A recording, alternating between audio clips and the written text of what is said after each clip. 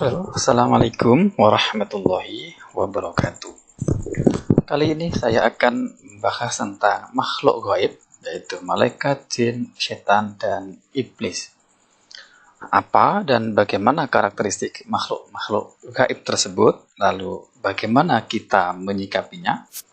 Berikut akan saya bahas satu persatu.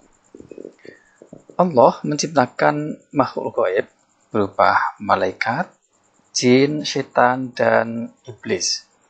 Nah, malaikat adalah merupakan makhluk yang diciptakan oleh Allah dari cahaya untuk memberi tugas tertentu. Jadi malaikat ini diberi tugas tertentu oleh Allah Subhanahu wa Ta'ala. Nah, sifat malaikat itu tidak berjenis kelamin, jadi tidak laki-laki maupun tidak perempuan, tidak makan dan tidak minum, tidak tidur, selalu taat kepada Allah dan tidak pernah akan mendurhakai Allah. Ia sangat gagah perkasa, tidak letih dan tidak jemu dalam menjalankan perintah Allah, dapat berubah wujud sesuai dengan kehendak Allah Subhanahu wa Ta'ala. Nah, jumlah malaikat tidak diketahui berapa jumlahnya kecuali Allah Subhanahu wa Ta'ala, namun semua diberi tugas masing-masing oleh Allah. Dari jumlah malaikat yang tidak diketahui itu, ada 10 malaikat yang wajib diketahui dan dikenali nama dan tugasnya. Satu, ada malaikat Jibril yang bertugas untuk menyampaikan wahyu kepada para malaikat dan memberikan ilham kepada para waliullah, kepada hamba Allah yang memang dikehendaki oleh Allah. Kemudian malaikat Mikail yang bertugas untuk memberi rezeki, mengatur angin, mengatur hujan, dan sebagainya. Malaikat Israfil diberi tugas untuk meniup sangkakala ketika kiamat sudah datang. Jadi ketika nanti kiamat datang, akan ditiup sangkala, dan ketika itulah semua makhluk yang ada di jagat raya ini akan musnah semuanya, kemudian ditiup lagi dan akan bangkit dan seterusnya. Kemudian malaikat Israel diberi tugas oleh Allah untuk mencabut nyawa semua makhluk yang bernyawa di jagat raya ini. Kemudian malaikat Mungkar dan Nakir ini diberi tugas untuk menanyai semua makhluk, menanyai manusia yang telah meninggal dan ketika dikuburkan di alam kubur. Kemudian yang ketujuh adalah malaikat Raqib dan Atid. Malaikat Raqib diberi tugas oleh Allah untuk mencatat amal baik manusia. Kemudian malaikat Atid diberi tugas oleh Allah untuk mencatat amal buruk manusia. Jadi apapun yang dilakukan oleh kita para manusia, baik buruk maupun baik, semuanya itu akan dicatat tanpa kecuali oleh malaikat yang memang ditugasi oleh Allah untuk itu, yaitu malaikat Raqib dan malaikat Atid. Berikutnya adalah malaikat Malik yang diberi tugas oleh Allah untuk menjaga neraka, dan malaikat Ridwan diberi tugas oleh Allah untuk menjaga surga. Jadi malaikat-malaikat tadi itu diberi tugas masing-masing oleh Allah, dan salah satu tugasnya adalah memberikan bisikan-bisikan yang baik untuk ketaatan kepada manusia, agar manusia itu taat, melakukan perilaku taat kepada Allah Subhanahu wa Ta'ala. Nah, jenis makhluk gaib yang kedua adalah jin. Jin secara bahasa artinya adalah sesuatu yang tersembunyi. Nah, secara hakikatnya jin adalah merupakan makhluk halus, makhluk gaib. Karena itu ia tidak bisa diindra, tidak bisa dilihat oleh indera manusia, yang diciptakan oleh Allah Subhanahu wa Ta'ala dari api. Jin ini memiliki sifat-sifat sebagai berikut. Ia ada jenis laki-laki, ada juga jenis perempuan, atau bisa jantan atau betina karena bisa berubah bentuk, kemudian bisa merubah wujud, dan ketika ia berubah wujud maka berlakulah hukum sesuai dengan wujudnya. Artinya ketika dia berubah menjadi wujud seorang manusia, maka dia bisa dipegang, disentuh, disakiti, dan seterusnya. Ketika dia berubah wujud menjadi misalkan seekor ular, tikus, atau apa, dia juga bisa dibunuh, dan seterusnya. Sehingga karena dia bisa merubah seperti itu, bisa dilihat oleh manusia. Nah, sifat-sifat berikutnya adalah jin ini memiliki kemampuan yang memang luar biasa, berbeda dengan manusia. Misalnya dia bisa menembus ke angkasa, terbang ke angkasa, dan ketika di angkasa itu dia bisa mendengar penghuni angkasa, para malaikat, apa yang diperbincangkan oleh malaikat, itu bisa didengarkan oleh jin ini. Nah, jin yang fasik, yang nggak baik, kadang membawa berita-berita yang didengar dari para malaikat itu kemudian disampaikan kepada dukun-dukun atau kepada orang-orang tertentu yang memang menyuruh jin itu untuk mendengarkan berita-berita. Dan karena itulah kita tidak heran ada orang yang bisa meramal, bisa menundukkan jin, dan seterusnya. Karena itu para ulama ada yang berpendapat bahwa jin itu bisa ditundukkan, bisa diperdaya oleh manusia untuk menuruti keinginan manusia. Dan sifat berikutnya, jin tidak bisa dilihat oleh manusia, tapi kecuali bagi yang memang diberi keistimewaan. Atau jin bisa dilihat ketika dia berwujud manusia atau berwujud makhluk lain. Sifat berikutnya, jin ada yang baik, soleh, kemudian ada yang memang bersifat buruk, fasik, bahkan kafir. Nah, jin juga bisa melakukan pekerjaan yang sangat berat dan sangat cepat. Misalnya, jin ifrit ketika disuruh oleh Nabi Sulaiman untuk membuat gedung, membuat istana yang megah dalam sekejap mata, dan seterusnya. Itulah kemampuan jin yang luar biasa. Nah, jin ini tugasnya seperti manusia, artinya dia wajib menjalankan syariat agama, dia memiliki taklif, artinya dia mempunyai beban untuk menjalankan hukum sebagai manusia, sehingga karena itu jin ini juga bisa masuk surga atau bisa juga masuk neraka. Nah, jin atau manusia yang membangkang kepada Allah, durhaka kepada Allah, dan selalu menggoda kepada manusia lain, maka jin atau manusia itu juga disebut setan. Karena itulah dalam surat An-Nas misalkan ada kata-kata, ada ayat minal jinnati wan nas. Makhluk berikutnya adalah setan. Nah, setan ini secara bahasa artinya adalah jauh. Maksudnya adalah jauh dari kebenaran. Dapat juga diartikan terbakar, berkobar-kobar, sesat, dan ekstrim. Namun secara hakiki, setan adalah merupakan makhluk halus, karena itu dia tidak bisa diindra oleh manusia, yang dijadikan dari api yang sangat panas, yang diciptakan hanya durhaka kepada Allah Subhanahu wa Ta'ala. Nah, iblis itu adalah sama dengan setan.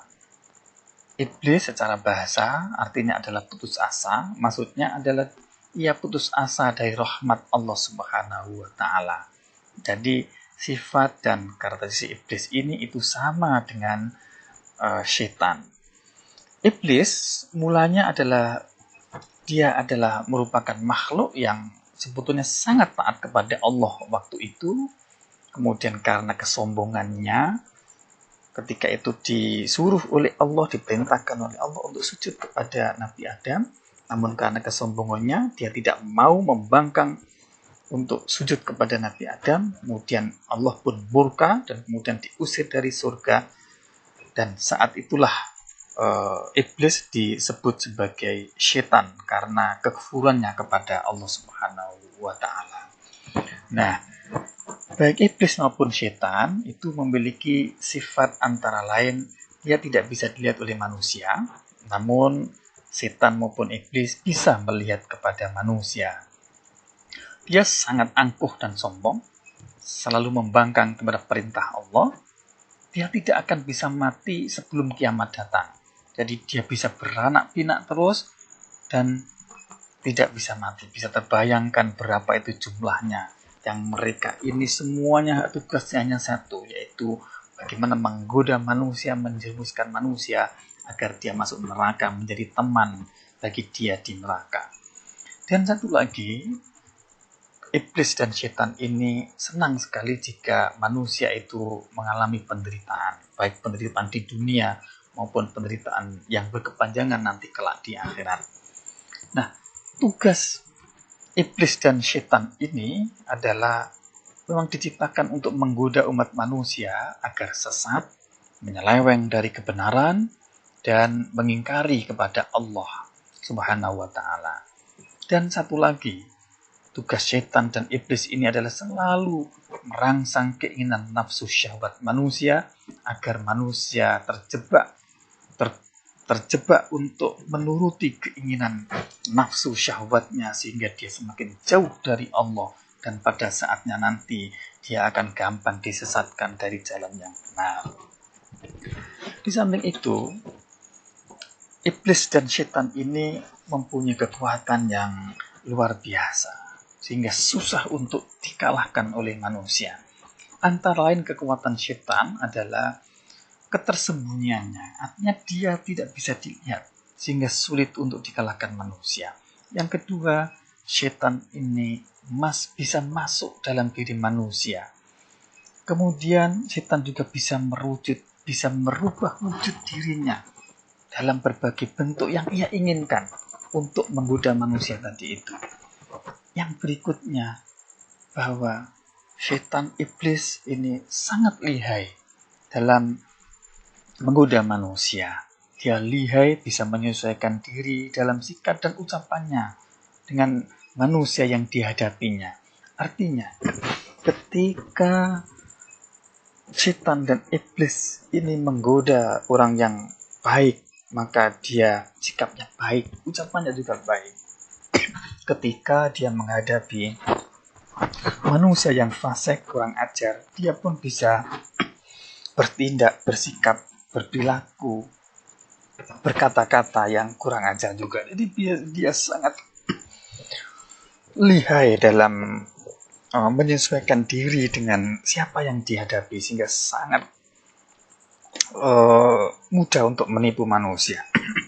Dan satu lagi sifat setan dan iblis ini adalah dia sangat gigih dan sabar untuk terus-menerus menjerumuskan manusia. Jadi ketika dia menggoda manusia, kemudian manusia itu bisa menghalau, maka dia akan terus-menerus menggoda. Dia tidak kapok, tidak takut untuk gagal. Dia terus berusaha untuk bagaimana menjerumuskan manusia ke jalan yang sesat.